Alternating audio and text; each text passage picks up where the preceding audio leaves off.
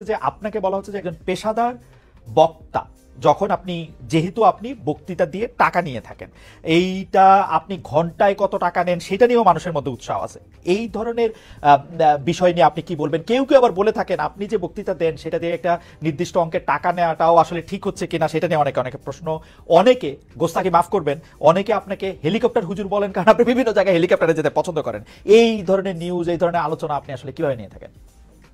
দেখেন, আপনি একজন স্বনামধন্য সাংবাদিক এবং আপনি সাংবাদিকতার মাধ্যমে বাংলাদেশে অনেক উপকার করেছেন, কিন্তু কোন হিংসুক বা নিন্দুক যদি বলে খালেদ মহিউদ্দিন একজন বাচালি করে টাকা কামাই করে, এটাকে আপনি মানবেন? মানবো। আমি বক্তা না, আমি হচ্ছে দায়ী আল্লাহ। আমি আমি আমি আমি আপনি ঠোঁটে চেয়ে খান, কিন্তু আমি মেধা দিয়ে সেবা করি মানুষকে। আমি বক্তা নই। আমার পরিচয় হচ্ছে, দেখুন আমাদের একটা ইতিহাস আছে, আমি পেশাদার কোনো বক্তা নই। আমি হচ্ছে দায়ী আল্লাহ, আল্লাহ দিনের দাওয়াত মানুষের কাছে পৌঁছে দিই। এখন আসে টাকার বিষয়। বাংলাদেশে কেউ কোনোদিন দেখাতে পারবে না আমি আমার নিজের জন্য কোনো টাকা চেয়ে নিই। যদি আমি কোনো প্রোগ্রামে কন্ট্যাক্ট করে টাকা নিতাম তো সর্বনিম্ন 3 লাখ টাকা রেট রাখতাম, কিন্তু কখনো কখনো আমাকে তারা খুশি হয় যাদের, সেটা আমি নিয়ে থাকি। দ্বিতীয় হচ্ছে হেলিকপ্টার প্রসঙ্গ। এটা হচ্ছে আমার অত্যন্ত প্রয়োজন। হেলিকপ্টারটা আমার চেয়ে বেশি বাংলাদেশে শেখ হাসিনাও ব্যবহার করেন, এটা আমি অহংকার করে বলছি না, আল্লাহ তাআলার শুকরিয়া আদায় করছি। এবং বাংলাদেশে অনেক বক্তা বা স্কলার এক সময় আমার বিরোধিতা করেছে, আমি হেলিকপ্টার কেন চড়ি, হেলিকপ্টারে কেন যাই। বাংলাদেশে 2014 সাল থেকে ব্যাপকভাবে আমি হেলিকপ্টারে যাচ্ছি। এখন অনেক বক্তা, স্কলার বা স্ক্রু ড্রাইভার যাই বলেন, তারা হেলিকপ্টার ব্যবহার করছে, এখন আর সমস্যা হচ্ছে না। আমার আর কি সমস্যা ছিল। হেলিকপ্টারটা কেন ব্যবহার করি, আপনাকে একটা সহজ উদাহরণ দিচ্ছি। গত পরশুদিন আমার একটা প্রোগ্রাম ছিল মেঘনাতে, দিনে বা আধে জোহর, আর রাতে আমার প্রোগ্রাম ছিল রংপুর হারাগাছ, সেটা মিডিয়াতে ব্যাপক প্রচার হয়েছে। পরের দিন আমার প্রোগ্রাম ছিল কালকে লোহাগাড়া, এই চট্টগ্রাম সাতকারিয়া। এখন আমি হেলিকপ্টার ব্যবহার না করে দিন ও রাতে 3টা প্রোগ্রাম করা কি আদৌ সম্ভব? না, সম্ভব না। যেখানে আমার বাড়ি আব্বাসী মঞ্জিল থেকে চিটাগাং রোড যেতে 1.5 ঘন্টা লাগবে। তা আমি কিভাবে মেঘনার প্রোগ্রামটা দিনে করে রাতে হারাগাছ করে পরের দিন চট্টগ্রাম যাই? আমাকে এটা অনিবার্য কারণে হেলিকপ্টার ব্যবহার করতে হচ্ছে, এবং সেটা জনগণই দেখে। এর জন্য তো আমাকে হেলিকপ্টার হুজুর বলতে পারে না। এখন যে হুজুর নৌকায় চড়ে মাহফিল করতে যায় তাকে কি নৌকা হুজুর বলবেন? বা যিনি প্রাইভেট কারে প্রোগ্রাম করতে যায় তাকে কি বলবেন ট্যাক্সি হুজুর? এগুলো হচ্ছে আমি গাড়িও ব্যবহার করি যখন যেটা লাগে। আমি এখন প্যারাড ইউজ করতেছি, এটা 3 কোটি টাকা। আমি ভিএট ইউজ করি 8 কোটি টাকা। আমি হেলিকপ্টার ইউজ করি, এটা 14 কোটি টাকা। এখন আমি নৌকাতেও যাই, যেখানে যেভাবে আমার সুবিধা তখন সেভাবে সেখানে আমি। না, সেটা ঠিকই আছে।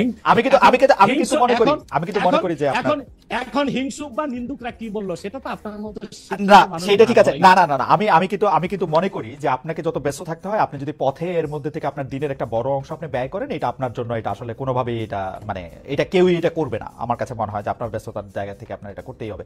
কিন্তু আমার যে প্রশ্ন ছিল যে আপনি এর জন্য নিজেকে একজন প্রফেশনাল স্পিকার মনে করেন কিনা, আপনি মনে করেন কিনা যে আপনি যে বিভিন্ন জায়গায় বক্তৃতা দিতে যাচ্ছেন এবং আপনার যে একটা অসম্ভব চাহিদা বিভিন্ন জায়গায়, আজকে এখানে কালকে সেখানে, সেইটা আপনার আয়ের একটা বড় উৎস কিনা?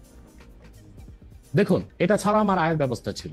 আমাদের যে বাংলাদেশে আমাদের যে আধ্যাত্মিক ঘরানার আমরা সন্তান, আপনি জানেন আমাদের বংশের মুরব্বী শাহ কারামত আলী জনপুর রহমতুল্লাহ, তাকে বলা হয় বাংলাদেশের আধ্যাত্মিক জনক।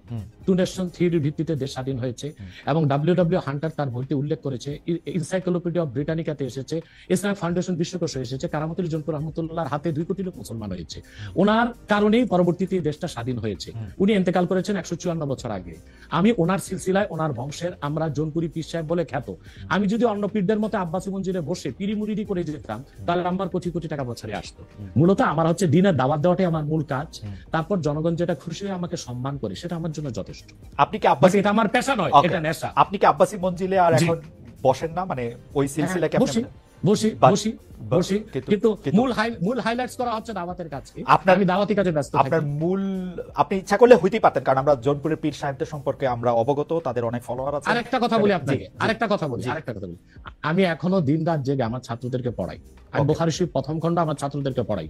তো শুধু মাদ্রাসায় পড়িও আমি কয়েক লাখ টাকা কামাই করতে পারতাম, বই লেখক কামাই করতে পারতাম, কিন্তু আমি মনে করি তৃণমূল পর্যায়ে আল্লাহর কোরআনের দাওয়াত পৌঁছে দেওয়ার জন্য ওয়াজ মাহফিলের কোনো বিকল্প নেই। রাইট, এটা আমার পেশা নয়, এটা আমার নেশা। এটা আপনার নেশা, কিন্তু আপনি অন্যগুলি যেগুলি আপনি অর্থকরী দিতে পারতেন সেগুলি তো আপনি নেন নাই।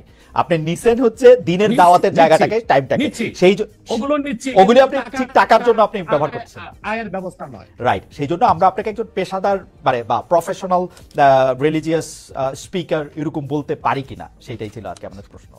না না পেশাদার আচ্ছা, বলতে পারি না। পেশাদার বলতে পারি না। ওকে, আপনি আসছেন এখানে, আমরা দর্শকদের কাছে একটা প্রশ্ন করেছিলাম যে আগামী জাতীয় নির্বাচন ঘিরে বাংলাদেশে ইসলামপন্থী দলগুলোর মধ্যে ঐক্য প্রক্রিয়া সফল হবেন বলে মনে করেন কিনা দর্শকরা। শতকরা 56% দর্শক মনে করছেন হ্যাঁ, শতকরা 44% দর্শক মনে করছেন যে না, সেই ঐক্য প্রক্রিয়া সফল হবে না। 70,000 দর্শক ভোট দিয়েছেন। আমি একটু আবার জনাব আব্বাসীর কাছে ফিরি।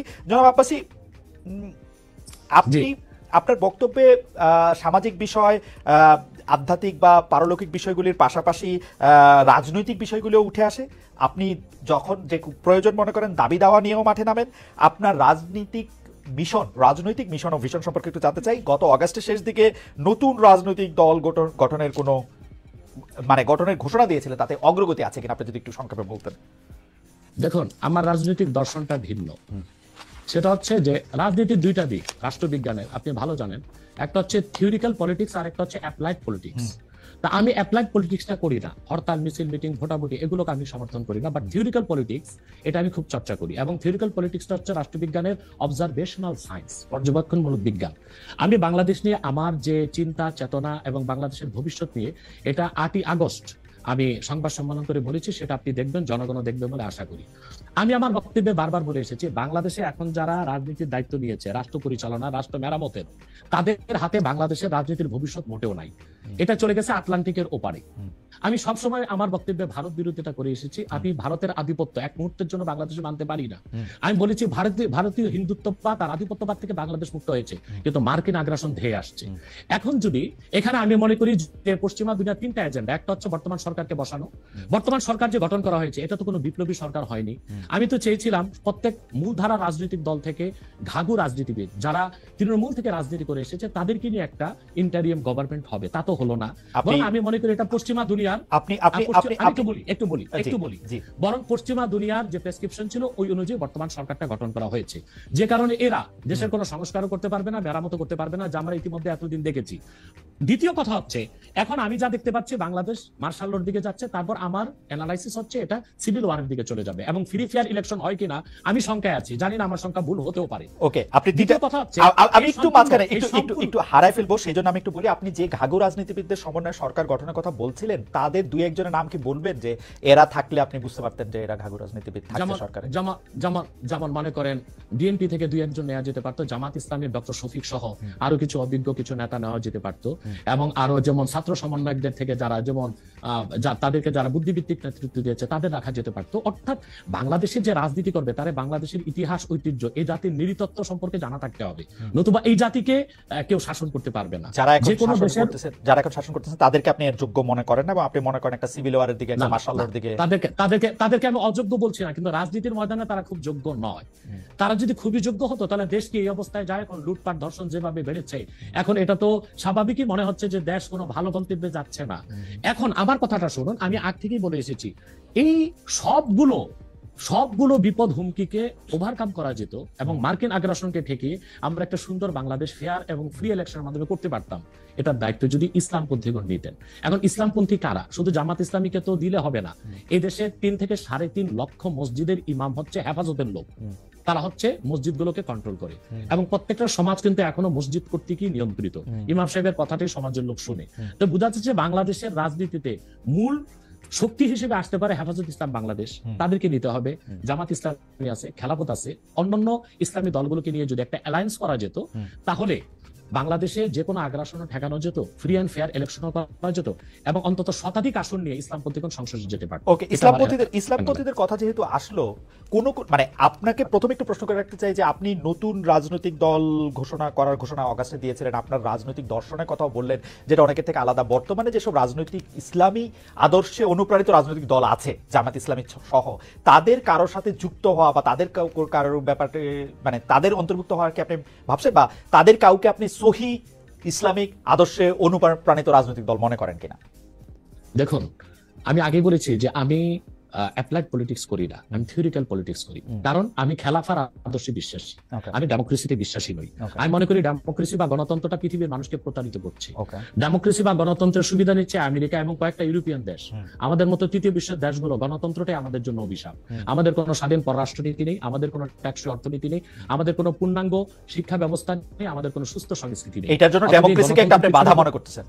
এই যে নাই যে এবং অভিশাপ মনে করি, অভিশাপ মনে করি। তাহলে তো এই জন্য এখন যারা বাংলাদেশে রাজনীতি করছে ইসলামী রাজনীতির ব্যানারে, তা তো ডেমোক্রেসি করছে, অথবা আমি তাদের সাথে যুক্ত হওয়ার প্রশ্নই আসে না। তবে তারা যেন সুবিধাজনক ভাবে সংসদে যেতে পারে, বিরাট সংখ্যক একটি প্রতিনিধি দলে, সেটা আমি চাই। এটা শরীয়তের একটা বিধান আছে, আর জারুরাতু তাতাকাদ্দারু বিকাদরিজ জারুরা।